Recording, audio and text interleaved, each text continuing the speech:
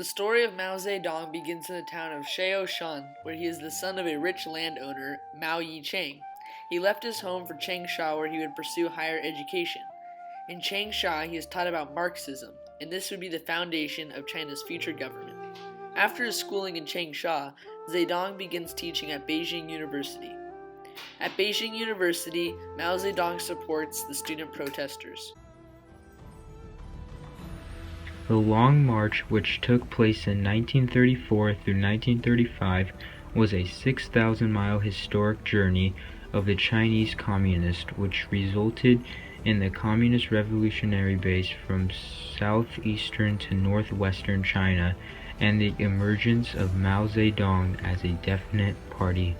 In 1937, the Japanese army invaded China, forcing Chiang Kai-shek, the current leader, to leave the capital. Unable to fight the war on two fronts, Chiang reached out to the communists for a truce and help. During this time, Mao established himself as a military leader, and with aid from Allied forces, he helped fight the Japanese. With the victory over Japan in 1945, Mao Zedong was able to set his sights on controlling all of China. Many efforts were made to establish an alliance government, but China fell into a civil war. In 1949, in Tiananmen Square, Beijing, Mao announced the establishment of the People's Republic of China. During Mao's time in power, he followed the communist ideals of Karl Marx. By doing so, from a period of 1950 to 1952, he killed around 700,000 to 800,000 more fortunate peasant farmers in order to split the land equally. This, called the Cultural Revolution, led to the deaths of 2 to 5 million peasants, and another 4 to 6 million were sent to prison camps. Meanwhile in the world, the Korean War was raging on, and Mao decides to support his neighbor North Korea in the fight against US and South Korea.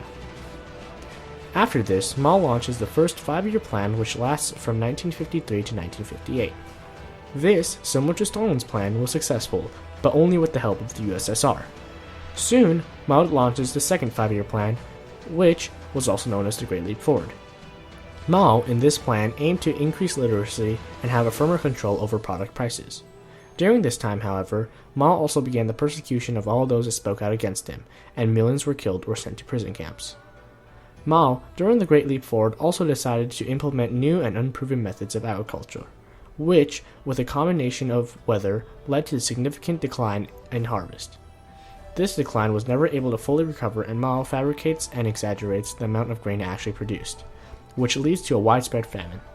This famine, also known as the Great Famine, causes the deaths of at least 30 million peasants. Mao, in an attempt to recover from this, overworks the peasants and also has anyone that's hiding food beat and most times killed. At the end of this Great Leap Forward, around 6 million people were wrongfully imprisoned, with most of them dying and perishing in the labor camps. An estimated total of 20 to 46 million people died during this period of time.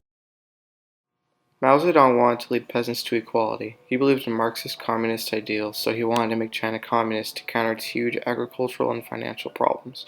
In 1953, he made the Chinese 5-year plan. He wanted to make China powerful. Later on, he sides with peasants during oppression. However, he remained very independent from Russia, who shared these ideals.